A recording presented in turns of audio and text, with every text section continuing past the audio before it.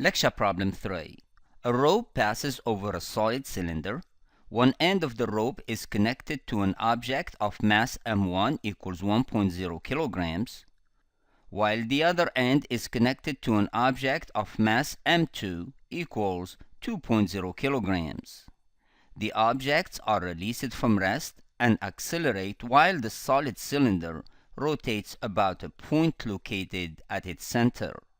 The mass of the solid cylinder is m3, which equals to 4.0 kilograms, and its radius is equal to 0.030 meters. What is the acceleration of the two objects? This system is not any different in principle from those that we have studied early on in chapter 4, except that the cylinder in this case has a mass. In any case, the study of the dynamics of this system always starts with the two hanging masses. For that reason, let's prepare the free body diagram for each one of them. The mass m1 is under two forces: the weight m1g, which is acting straight down, and the tension T1, which is acting straight up. In a similar way, the mass m2 is under two forces: the weight m2g, which is acting straight down, and the tension T2, which is acting straight up. Notice that the tension on one side of the solid disk is no longer equal to the tension on the opposite side because the disk is no longer massless. In other words, those two tensions are no longer going to be action-reactions to one another. Since the mass m2 is larger than the mass m1, therefore the mass m2 is going to move downward, and that is the positive y direction that I am going to use for m2, and the positive y direction for m1 is going to be upward because m1 is going to move upward. Now that we have prepared the free body diagram for both masses, let's move ahead and apply Newton's second law for the mass m1. The sum of the forces acting on the mass m1 equals the mass m1 times the acceleration. The two forces which are acting on that mass are the tension T1 and the weight m1g. They add up to the mass m1 times the acceleration. Since we have forces along the y direction only, therefore the y component is going to have positive T1. Notice that T1 is pointing upward in the same direction as our chosen positive, and the m1g is going to be negative, equals m1 times a. And here is our first equation that we're going to need later on. Now, let's apply the second law to the mass m2. The sum of the forces acting on the mass m2 equals the mass m2 times the acceleration. There are two forces, the tension T2 and the weight m2g. They add up to the mass m2 times the acceleration. Breaking this equation into components, and since the forces are all lined up along the y direction, therefore we have the y component only. The tension T2 is going to be negative,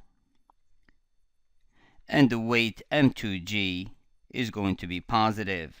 Notice that the positive direction for the y-axis for the mass m2 is pointing straight down. That is going to equal m2 times a.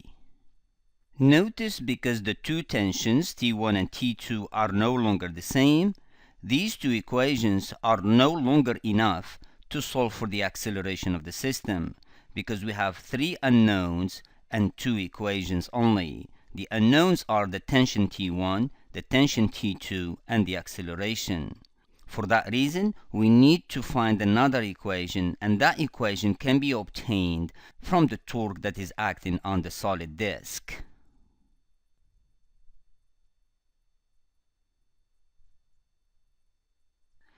Notice that the disk is under several forces.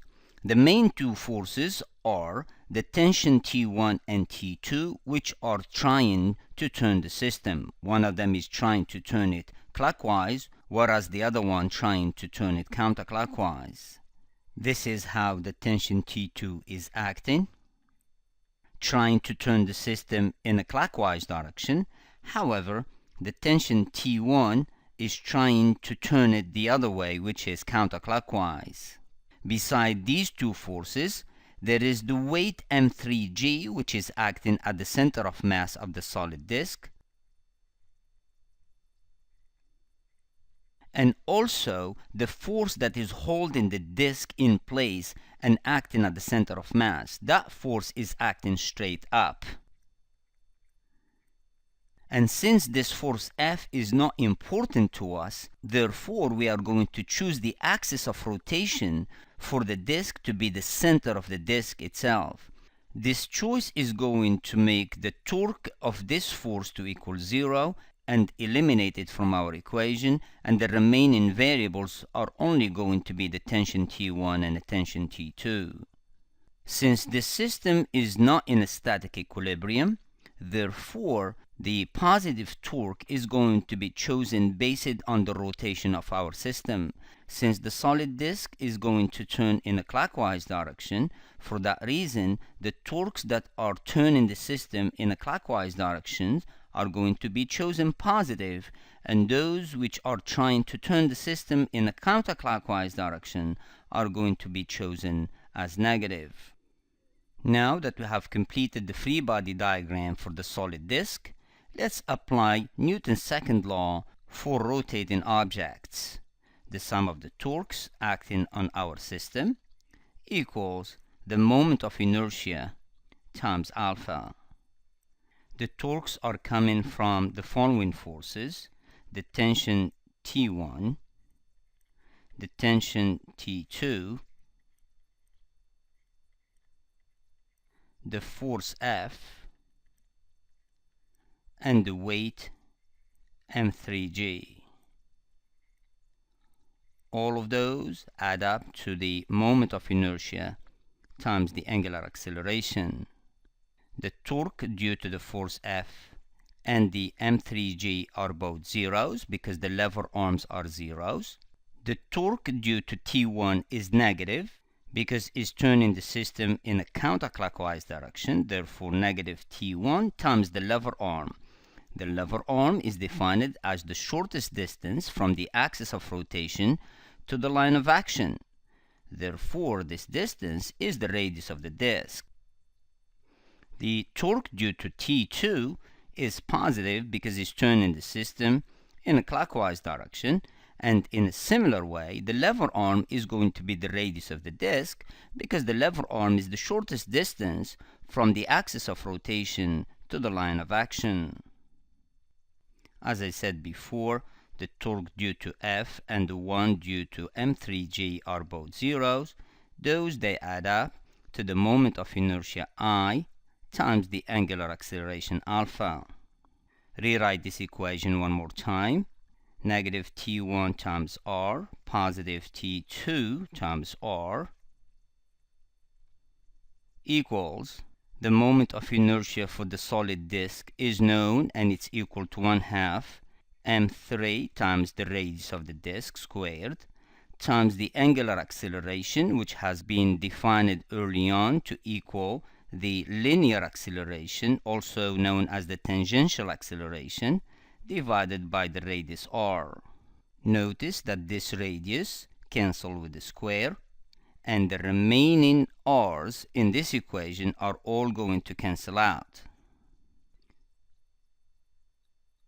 As a result, this equation becomes negative T1 positive T2 equals 1/2 m3 times A.